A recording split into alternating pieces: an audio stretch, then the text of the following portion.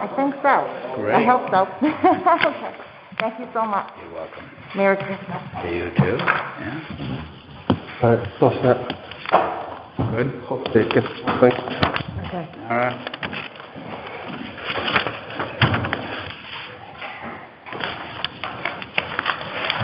All right. Good afternoon and welcome to the Selectmen's office, Selectmen's meeting of the 20th of December, 4 o'clock, although it's 4:09. So I'll be waiting to, when we get going, I want to move public comment up after minutes. And also under appointments, Vicki Erbowitz, our town clerk,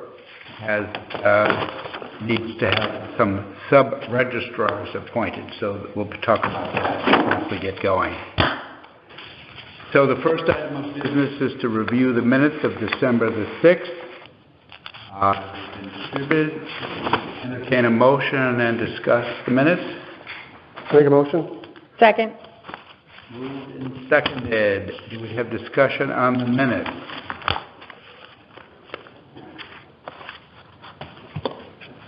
Hearing none, I will have a vote. All in favor? All right. Aye. Thank you. So, because of people's having to wait a long time to make public comment, we're going to try moving the public comment to be after the minutes. So, I'll entertain a motion to move public comment after the minutes and before communication. So moved. Second. Okay, moved and seconded. All in favor? Aye. So we will now entertain public comment on items for the Selectmen. Are any in the audience wish to make public comment? Please come forward. Yeah. Would you like to have a chair? Or I'll be quick. Okay. My name is Candace Brooks. I'm speaking as president of Old Lyme Rowing Association. On the weekend of December 10th, 11th, and 12th, our members volunteered their time to, in the cold and rain, to remove the town dock from the lake.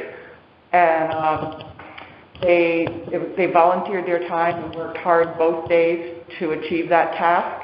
And I think our members deserve thanks, not retribution. Thank you. Excuse me? Your name, please? It's Candace Brooks, F-U-C-H-S. I'm president of the Old Lyme Rowing Association.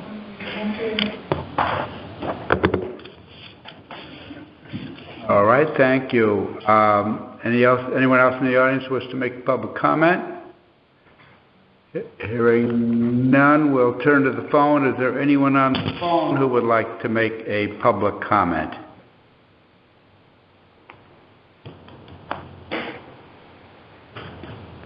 Okay, I don't hear anything. And this is maybe I'll make sure that I'm not muted here.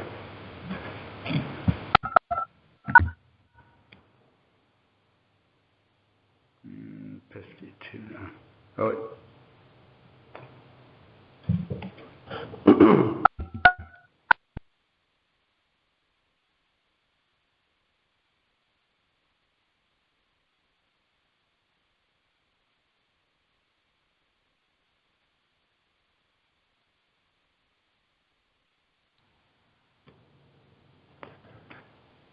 Anyone on the phone who would like to make a public comment?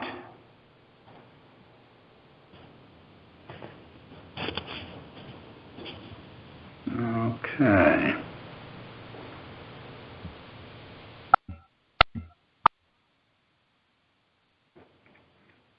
Not responding. Yeah, start.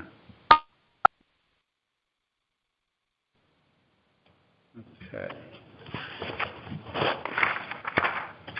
All right. We have no communications. The next item concerns appointments. I received a letter from our town clerk requesting appointments of Sub Registrars. I'll read what she wrote to us. As I have now been re-elected as town clerk, I need to reappoint my Sub Registrars of Vital Statistics to act under me for a new 4-year term beginning on January 2nd, 2022 through January 5th, 2026. I officially request Nicholas Fulton of Fulton Thoreau Funeral Home, Mackenzie Biles of Biles Funeral Home, John White of Swan Funeral Home, and Jordan Wells of Robinson Wright Funeral. As sub-registrars, they would be permitted to issue removal, transit, burial, and cremation permits for any death that occurs in Old Lyme during the hours in which the Office of the Registrar of Vital Statistics is closed. The Town Clerk Handbook states that the Registrar of Vital Statistics shall appoint at least 2 sub-registrars. The appointment shall be for a term of the registrar, shall be in writing and with the approval of the Board of Selectmen. If this request is approved, I would ask that all 4 sub-registrars that they would return to the Town Clerk's office to be sworn in, and will then notify the Connecticut Department of Health. Signed, Vicki Urban. Sounds like it's somewhat of a pro forma. When she's not there, things can happen. Mm-hmm. So I think it would be appropriate to, let's see, I'll make sure whether, yeah, all right. So I believe we would recommend the appointment of Nicholas Fulton, Mackenzie Biles, John White, and Jordan Wells to be the sub-registrars for the town clerk for the period January 2, 2022 through January 5th, 2026. So you're making the motion, I'll second. I was just reading, okay, that's fine. Okay. All right, is there discussion on the motion? Hearing none, we can vote. All in favor of the appointments? Aye. Aye? Aye. All right, very well. Thank you. Okay, then we'll turn to the old business, Sound View Sidewalks. Things are, the punch list which has been created is being worked on. And I think one thing that we know that has taken place is both the Board of Finance have recommended to a future town meeting that the sidewalk project, including the transit hub, receive an additional appropriation of $50,000. Frank Papalardo and myself looked through the spending so far and looking down the road at spending that would be needed for the transit hub itself. It looks as if to stay within the amount allocated, we would need an additional appropriation not to exceed $50,000. I think the amount is closer to $35,000, but given contingencies and other sorts of things, we thought that having the $50,000 would be more prudent. The work is, the contractor has indicated that they will do the work. It ostensibly would happen in the first quarter, although some of it involves blacktop paving, and I think the blacktop facilities will be closing very shortly, so that might have to hold off until the weather is suitable for that.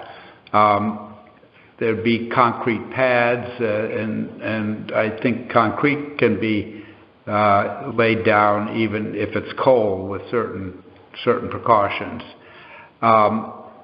And then the other elements of the transit hub would follow suit.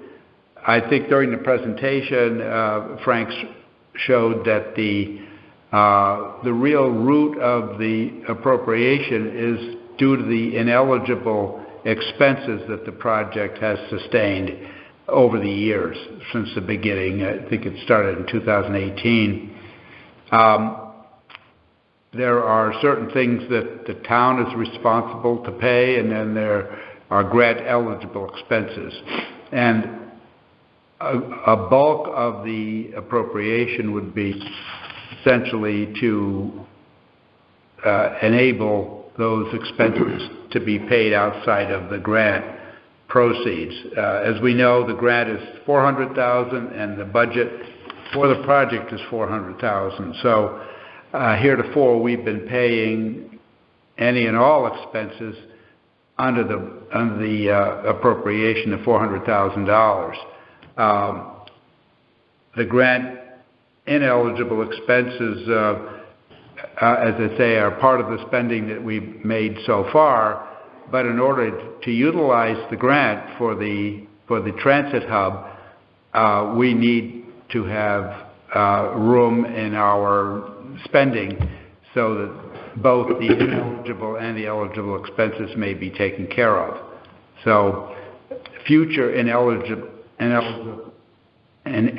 expenses are approximately $5,000, but until we know, get into the project a little more deeply, we want to provide that margin of comfort. So I've talked to Mary Jo Nozel, who was then sent an email to the contractor about the timing of their work. They indicated they'd like to do this during the first quarter, but as I mentioned, some of the things are temperature sensitive.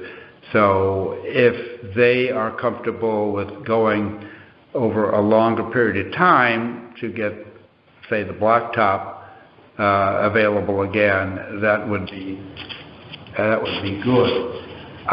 We had talked about the annual town meeting, which occurs on the fourth Monday of the month, will not occur till obviously the latter part of January, which then leaves, if they want to do it all in the first quarter, that would require that they get everything done by March 31st. If that time frame is more flexible, that would be beneficial, because then we could do the town meeting approval at the annual town meeting, and there would be no pressure on when it had to all be wrapped up.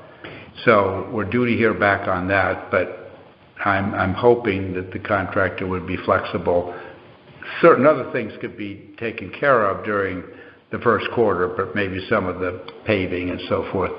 But mindful, we can't really commit to spending over the $400,000 till it's approved. So it's a bit of a catch-22. And they're meeting this afternoon. They have a meeting this afternoon at 4 o'clock. Correct. So they should have an update for us.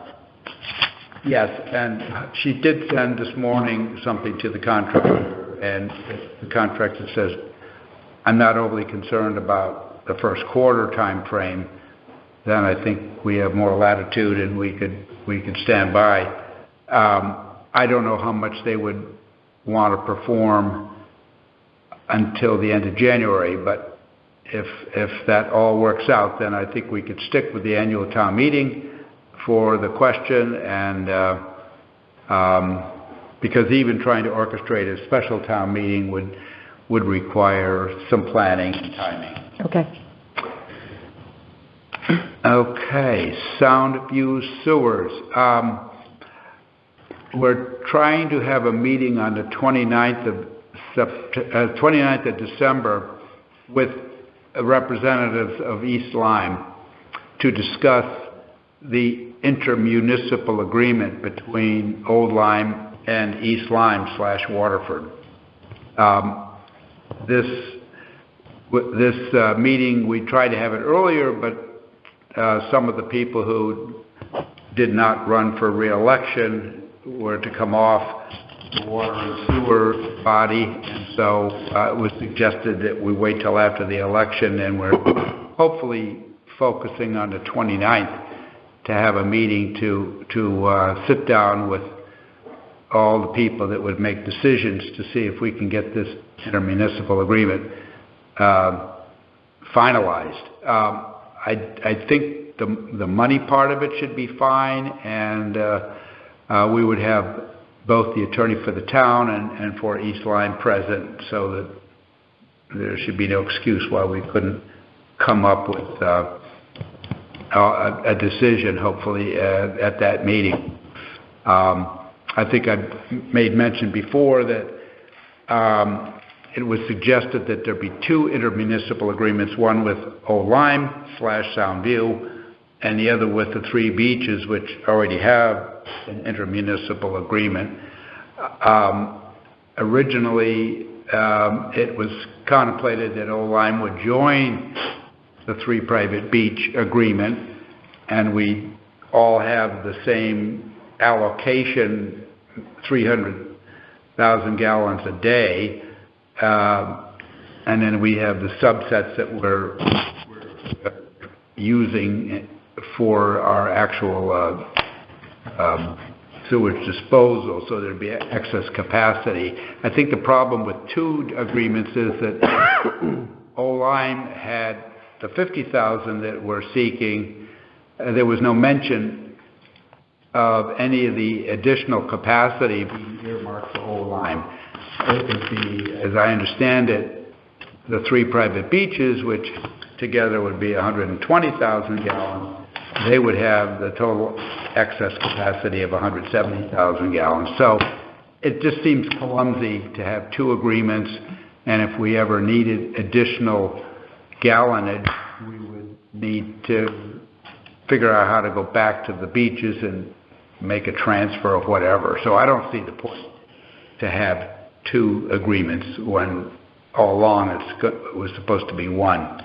So, Tim, if you get this agreement sort of hammered down on the 29th, then it would come before the Board of Selectmen to approve it so that you could sign it in January, correct? I believe so. Okay. Yep. Along with the confirming the cost. Mm-hmm. Yeah. The next item is the transit scale house. The building is complete, and the staff has moved into the building this past week. As a matter of fact, this is a very important turn of events. I think most people know that Don Ruddy in the scale house has been operating out of a very skimpy situation for a number of months here while we figured out how to replace the old building and finally have replaced it. So it has, the layout is great, much more spacious, counters, the whole thing, the scale's working, so it's great. And so what will happen to the old one, it'll be removed from the site and taken to Public Works, where it'll be used within the fencing Public Works yard, and that'll be that. So this is took a little longer than we had hoped, but at least it's done, so we're very pleased. The next item is the Ferry Road Sidewalk project. The committee met, and following a meeting, well, actually, we met and we had present the engineer, the tree warden, an arborist that has been helping us, and members of the committee. We wanted to lay out the steps, the short-term steps, because we've been talking about having the sidewalk be redone on the north side of the street. There's also a possibility it could be on the south side of the street, which is the Congregational Church side of the street. The north side presents some challenges because there are a number of mature trees, the roots of which have raised the sidewalk panels. And the ADA requirement for sidewalk panels is that they can't exceed a slope of 5 degrees. So in places there are, the slope of the panels is way above 5 degrees, and it's been a pretty unsafe condition. So the way one would overcome that would be basically two ways. One, you would remove the offending trees and make it flat, or two, you would ramp up the sidewalk as you approach the tree roots and go over top, creating enough clearance for the panels and the soil that needs to be below the panels. There are processes such as root shaving, root pruning, and other things to try to lower the roots themselves. But obviously, when you think of a tree between the street and the sidewalk, the roots that are headed out toward the street are probably not that great, because they have to go under the road, and there's not much nourishment and water and so forth that gets to them. So those roots don't do the same job of nourishing the tree as do the roots on the opposite side, into the homeowner's yard. So if you do much work on the roots themselves, that's basically the sole place where the tree is getting its nourishment. So it's difficult. But if you can ramp up and not make it too high above the ground and go over top of the roots, you might do a couple things. Either the subsoil would be a little less, but to have a desirable outcome, you have to stay to certain standards. So as we discuss the trees, there are a couple of trees that are mature trees that the tree warden thinks they just would not do well if we tried to go over top of them using pruning and shaving and so forth. So he's considering a list of trees that would be slated for removal. And the way it would happen is he would need to post the trees. We would want to have a public hearing regardless, so that people could comment on the plan, and then after the public hearing, the tree warden would also listen to public comment and would make a decision either to stay with the plan or modify it.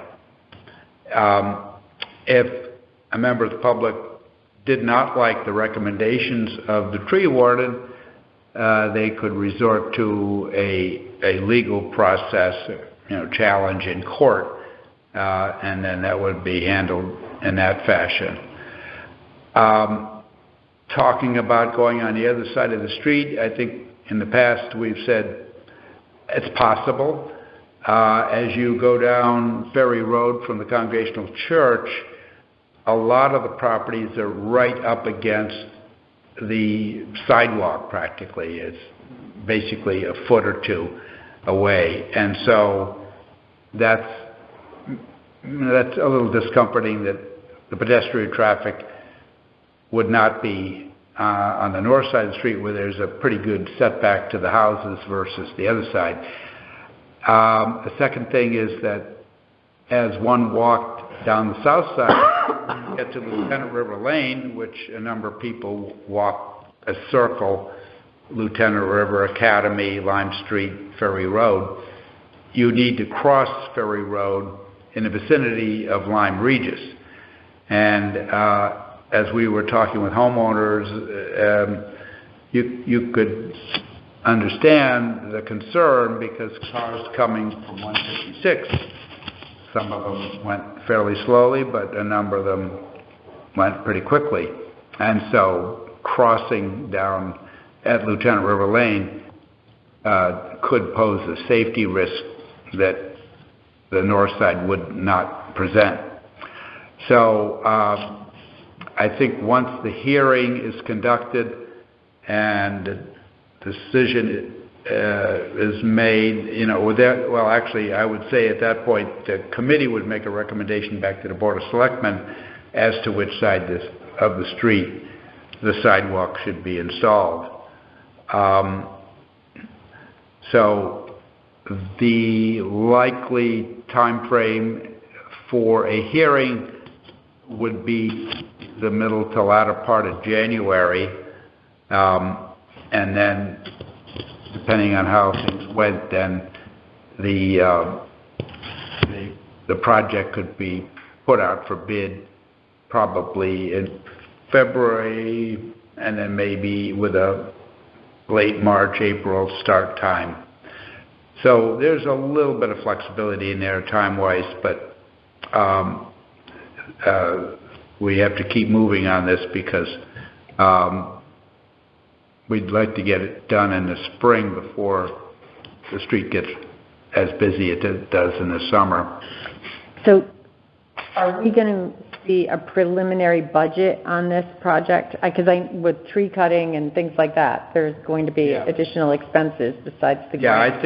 I think the budget would need to be adjusted because the original plan was a 1,700-foot sidewalk. I don't think there was any provision for the tree cutting. So the Board of Finance will be going through the whole budget process in February and March. So I think it would be an opportune time to, if we get through the hearing and see what the tree warden, then you could say, we have these specific trees that need removal, so we could get that estimate, bid that out, and then do we have to bid the sidewalks too? Yes. Yes. Separate. Yep. But the engineer can give a probable cost type of a figure. That's a fairly standard thing, and it would include any efforts to avoid the trees that would still be impacted but not terribly impacted. Mm-hmm. So do you think we'll have a ballpark figure beginning in February? I think we could, because if we could even take what the tree warden suggested and, talk to a number of tree services and say, if these were the final trees to be removed, what would your price be? And we'd probably want to get through the hearing so that we're not, going back and forth with the trees and so forth. So I think we would try to get that done as soon as we could after the hearing. And then the engineer could also, assuming the most difficult trees were out of the picture, then the engineer could come up with a cost for the design, which would be hopefully a little less because you wouldn't have to have the intricacies of going over the roots and so forth. So I think it's a two-pronged attack to come up with a number and probably put a contingency in there. Now, we do have the steep grant that was approved, so I think that total amount was $150,000, 24 from the town and 126 from the steep, and that's Small Town Economic Assistance Plan, STEEP, which is a Connecticut grant. So if but the steep grant won't pay for the tree removal. Construction of the project. So I think we would be on our own for that. That's why the Board of Finance would go back to them and if it was another, pick a number, say $10,000 for all the tree at work, I don't know. I know these guys work for about $2,500 a day, so I don't know how much we would be required. But so if we could get the tree number as well as the, and then we would have to budget, I believe we'd have to budget the delta. I don't think we would be able to go back and do anything with the steep grant because that's already a matter of record. Okay.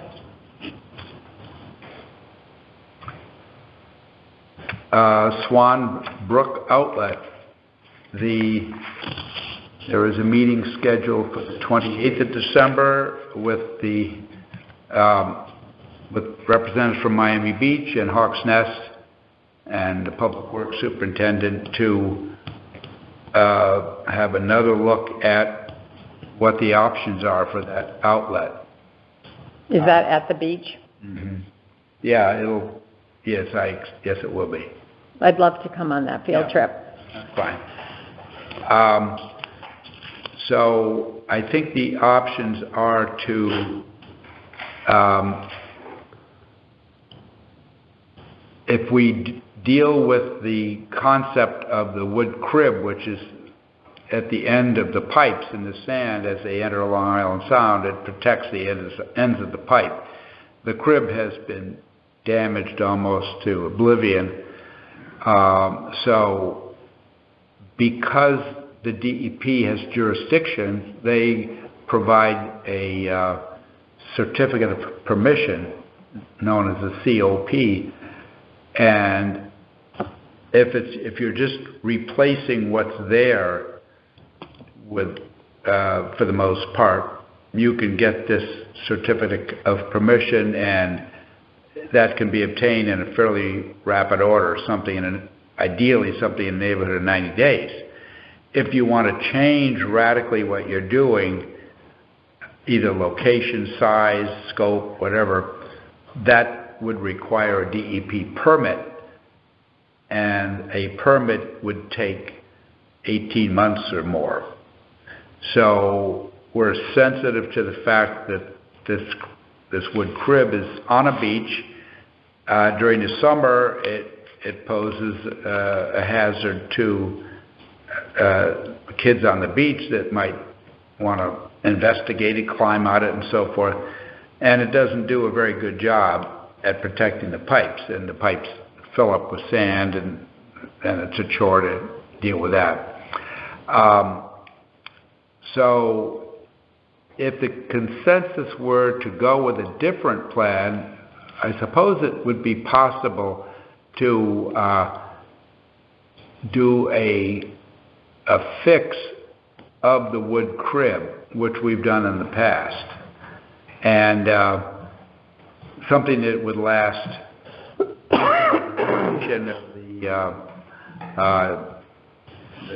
the DEP permit cycle, which say would be 2 years, but maybe make it 3 years, just so it's got a little margin, and then you could go through a permit application and hopefully be given the okay to do something different. We've talked to our engineering advisor, and he suggested a metal crib, a galvanized metal sheet pile type of a crib that would hopefully stay within the certificate of permission approval. That, of course, would change the appearance of it, and actually it would be designed in a different shape, but not radically different. So that could be done, and that would last for, I'm not sure how long, but the engineer could comment about that, because it wouldn't be wood, it would be more durable. If we came up with a different plan altogether, then in order to try to make the situation better in the interim, I think probably refurbishing the wood crib which would hopefully be a fairly small amount of money, relatively speaking, just to get through the interim period. So I know that this year, with some of the rainstorms, because the pipes have been periodically blocked, when you get a good rain event, why water is in fact ponding in the Miami Beach area, which I'm sure is a concern to the people who are involved there. So that's hopefully on the 28th we could get some clarity on that. Okay.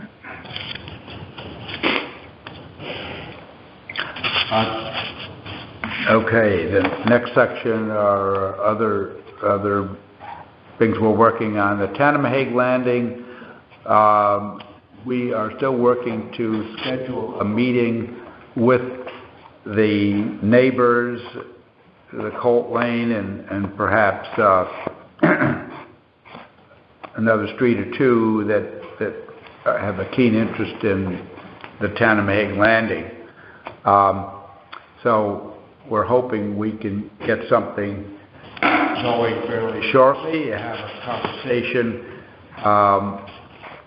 with the residents, get their opinions, and then determine where we go from there.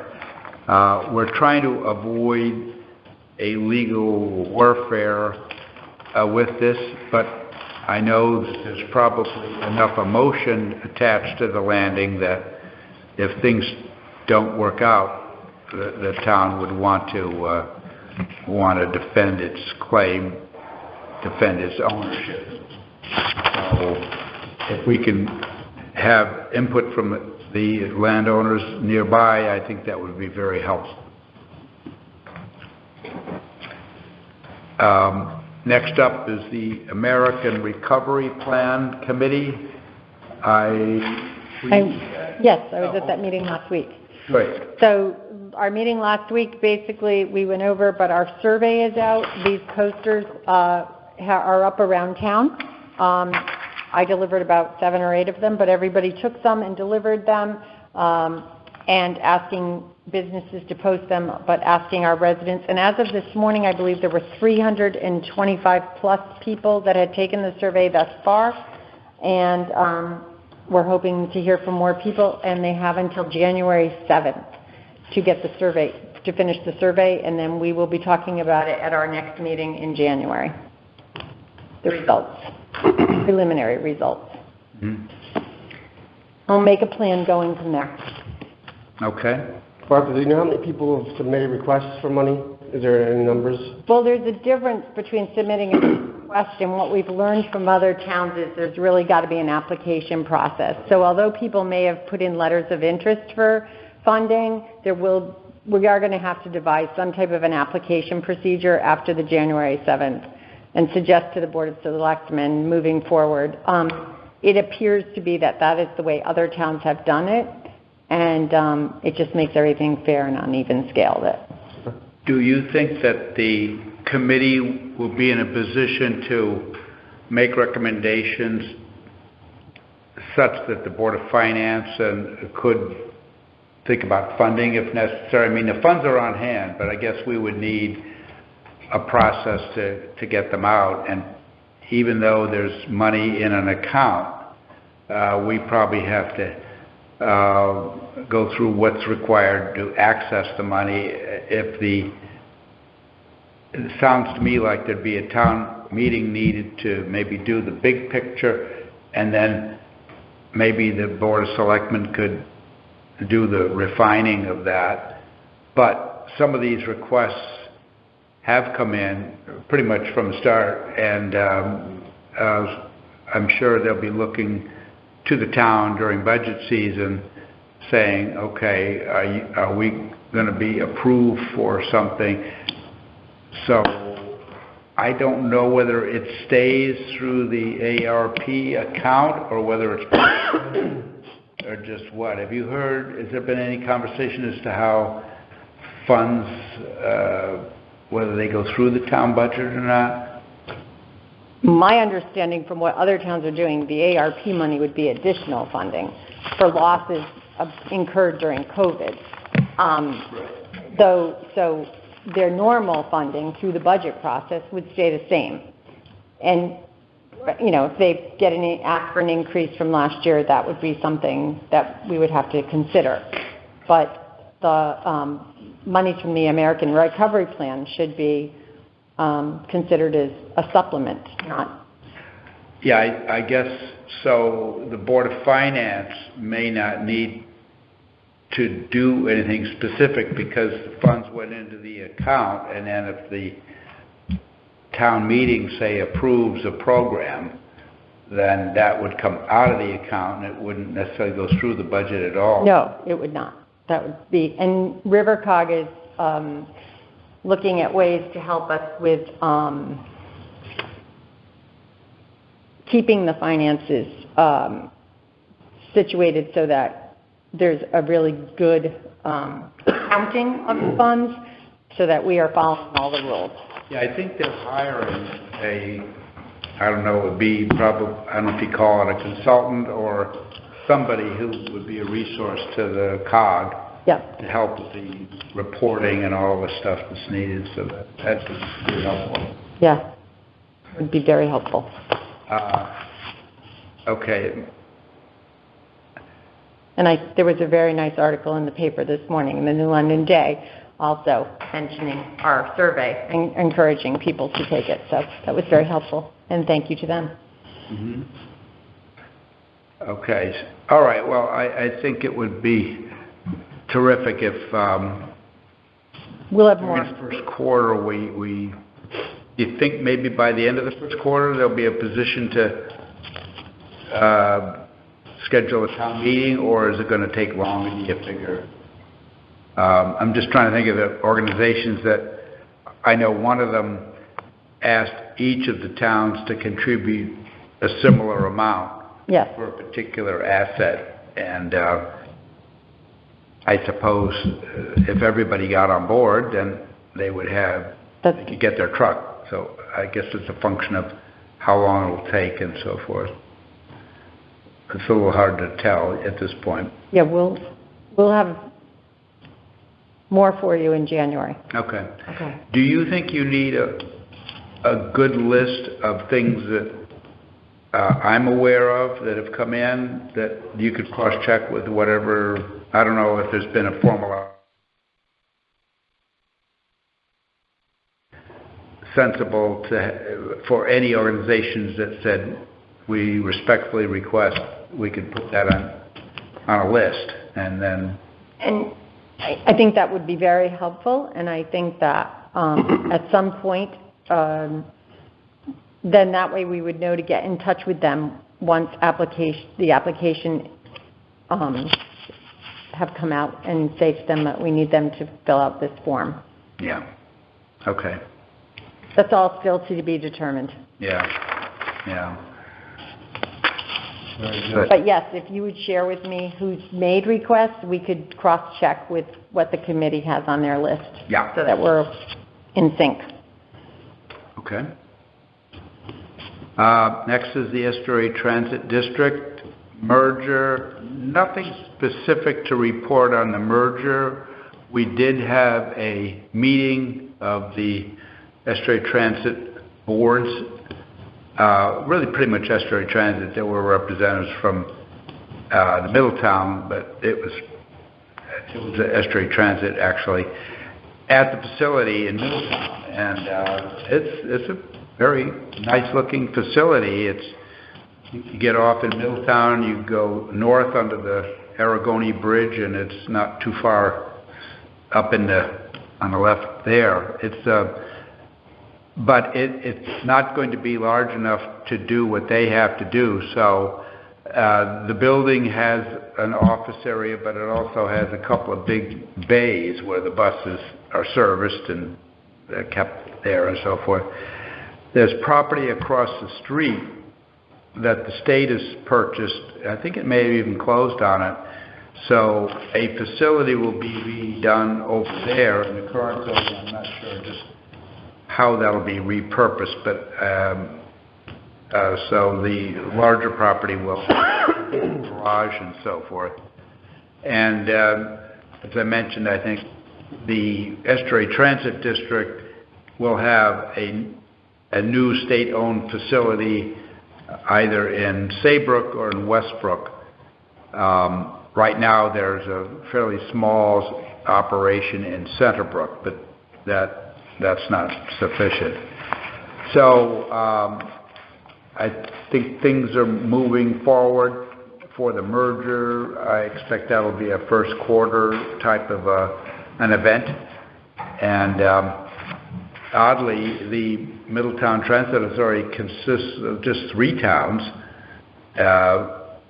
Middletown, Durham, and Middlefield, but there's been interest expressed in 6 or 7 more, so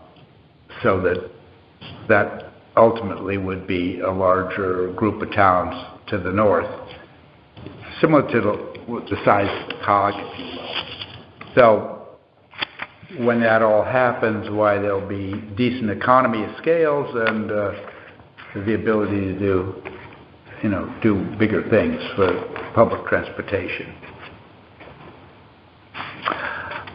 The Halls Road Improvement Committee, there was a meeting with the committee, and actually the chairman and myself and another member met. I think we're trying to distill down a request for financing that would essentially put the project able to submit a grant. Right now, the funding has been used to do the master plan. The next stage would be to get additional funding to fund a grant application for a LOTCIP, L-O-T-C-I-P, and I don't know if I know the acronym, but it's an improvement program, I think, Transportation Improvement Program. But so this grant would ideally fund the sidewalk from the Lime Art Association, the Bow Bridge idea, and sidewalks that would go along Halls Road down to the Essex Savings Bank. On both sides or one? No, just the one side. Okay. It would not include the thorough plan that was detailed out in the hallway here on those boards, where you'd have, the street would be much wider, you'd have a sidewalk and a parallel parking and the like. This would be basically the sidewalk and lighting and pedestrian crossing, that sort of thing, more related to pedestrian, and then these other enhancements would follow suit. There's also talk about having the Grable family owns the Hangry Goose. Mm-hmm. So there's a vision to have a pedestrian walkway go along the shore there by the restaurant and over toward the Florence Griswold, where it would connect with some of their trail on the Florence Griswold property. So that would be a little extra walking and nice to connect with the Florence Griswold property. So I think that would fall under some sort of a trails grant, if possible. Mm-hmm. And some of the requests would also pay for a land use attorney to help with the village district plan. I think one of the important changes that has surfaced is to not make a zoning change from the C30 to a village district. It would be to have an overlay zone. and as I understand it, the village district would have its set of requirements and the current zoning have different requirements. One of the issues was that if the whole area were rezoned, then existing properties that didn't do anything to their properties could conceivably be non-conforming.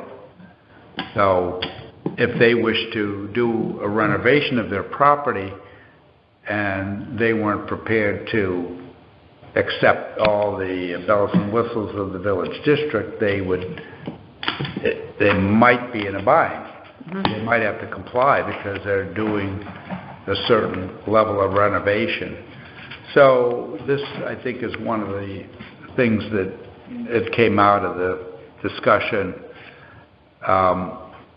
And I think until somebody's ready to embrace the village district, they would not have to deviate from what they're doing. I don't think there's a particular time frame for the resubmittal of the village district application to zoning, but it's certainly being worked on. And so those are some of the elements for the additional funding that would be requested and would, I don't know that it would have, I think it would have to be an appropriation and as opposed to part of the budget, because then the funds wouldn't be available until July 1. Mm-hmm.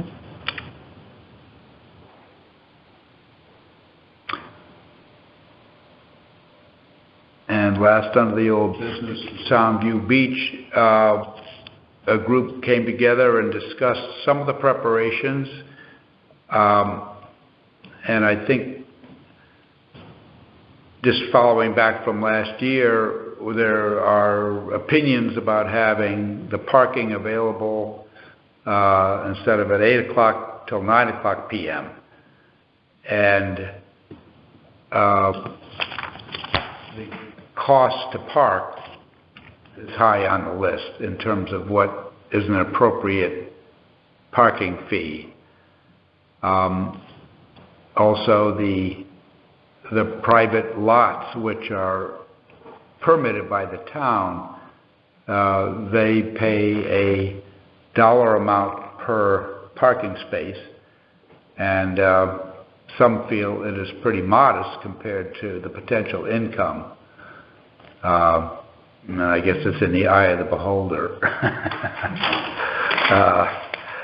So this is the time to have conversations with the businesses, and as we know, Miami Beach is under that appeal has not yet been decided, so they're a bit in twilight zone as to what's ultimately going to happen there. But I think it's pretty clear that they must continue to allow the public to go onto their beach, and there's also likely not to be a charge collected for the public to come on the beach. That's a difficult burden for Miami Beach to carry because they spend, according to them, upwards of $50,000 on beach cleaning and security and so forth. So these are the big picture items that we need to deal with. With budget season coming around, we need to try to come up with what, if anything, do we wish to do with parking fees, with Miami's plight and so forth. So it's starting again to look at this. We did some of this work last year, but we need to come to finality and make some decisions.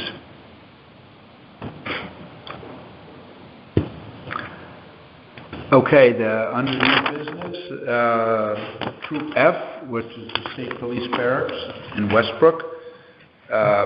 They welcomed us, the Selectmen, to a meeting in their building, and the various, the lieutenant and his staff gave us a good run-through as to what sort of things they're facing.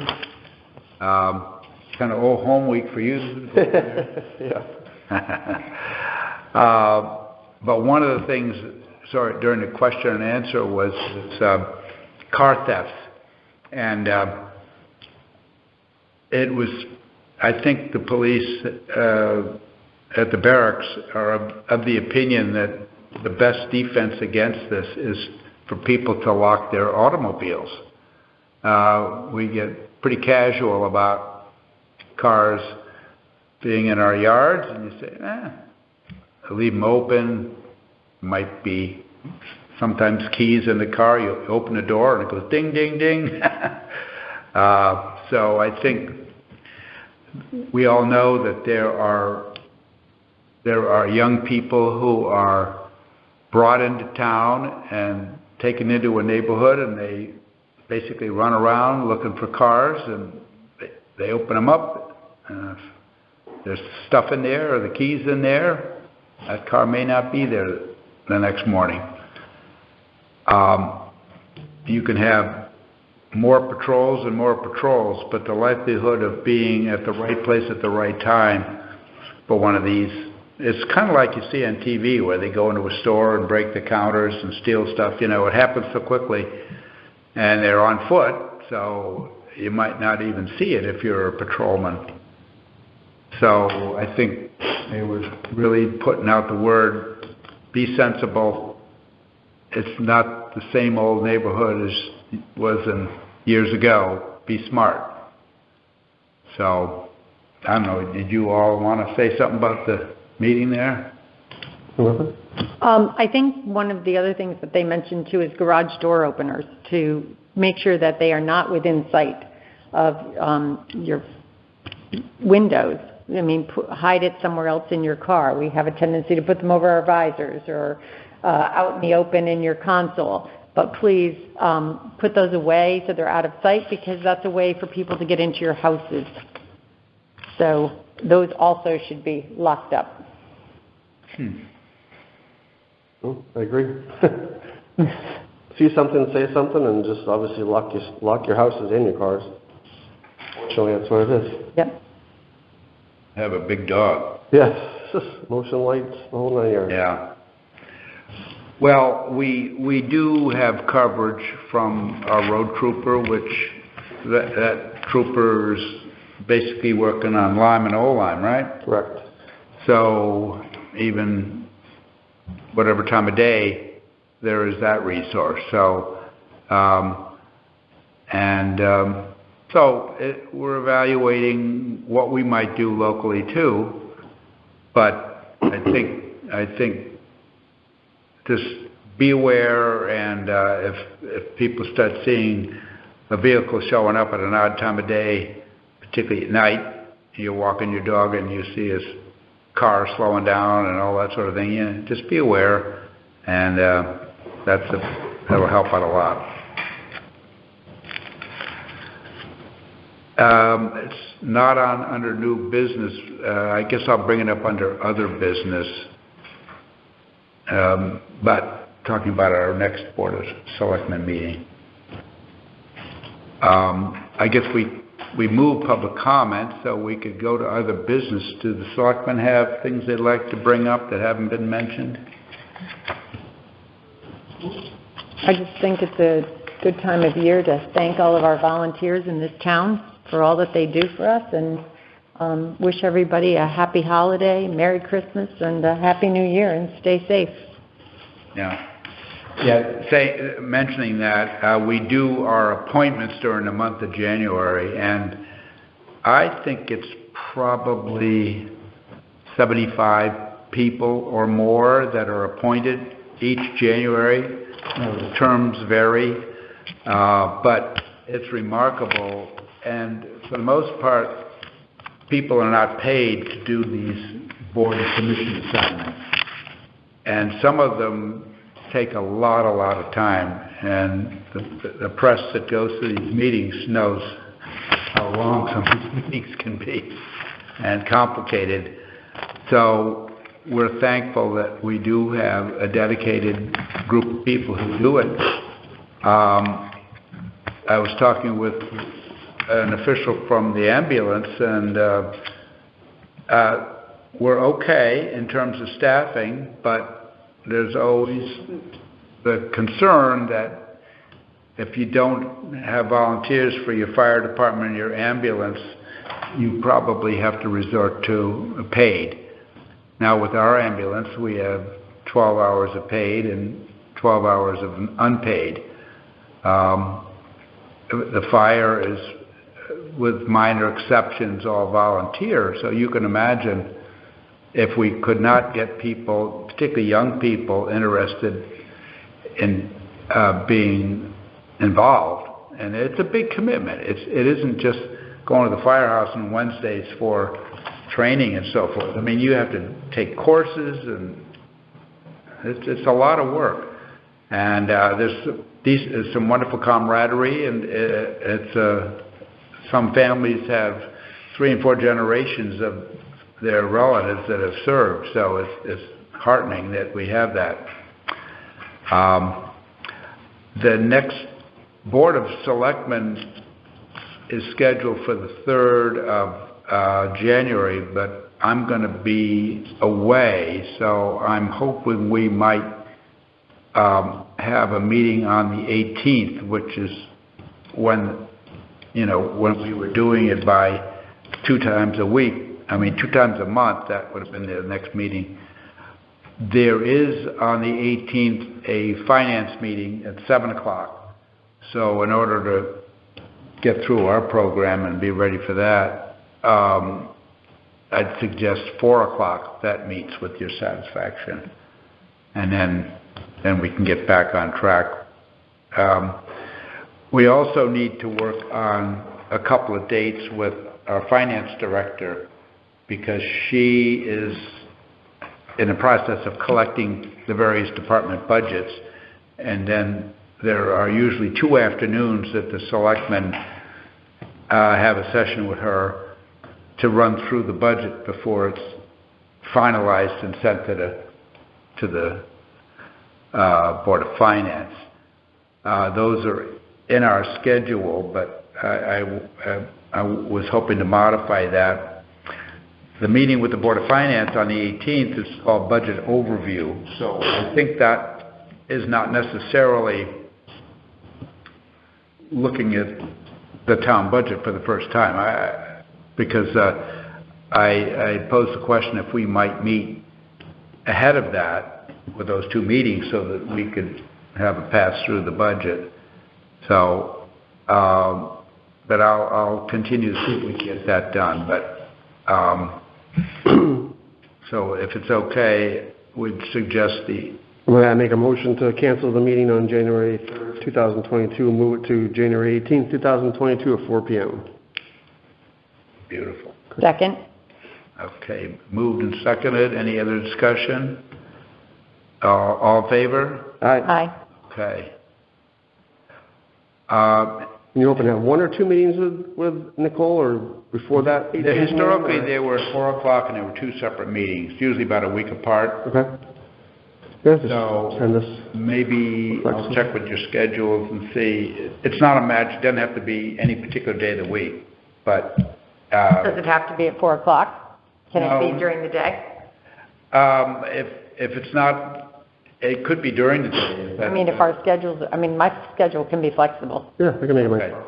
All right. as long as we have, what do you need, a week's notice? Or- Well, I can, a couple days, whatever. So if you can find 2 days with Nicole, Yeah. It might be if we break it up for her, because if she's, Yeah. she's probably going pretty flat out. I'm sorry, the 18th is a Tuesday, is that what you? Yes. because the holiday is on the Monday. Town hall's closed. Yeah. Yeah. Okay. Okay, so you- Okay, so I will tomorrow try to get some times, Great.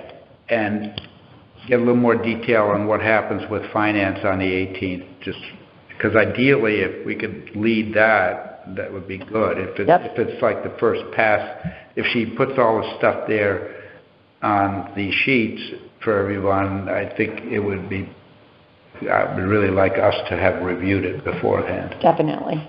Okay. Definitely. Yep, it works. Anything else then? I have nothing. No, I just want to also, don't forget the town hall employees and the public work guys and all the teachers and everything like that, for getting us through this last quarter of the year. Have a Merry Christmas and Happy Holidays and a Happy New Year, and stay healthy and come back from vacation healthy. Definitely. All right. Who's going to say the magic words? I make a motion to adjourn. And I will second. Moved and seconded at 5:14. Thank you very much. All right.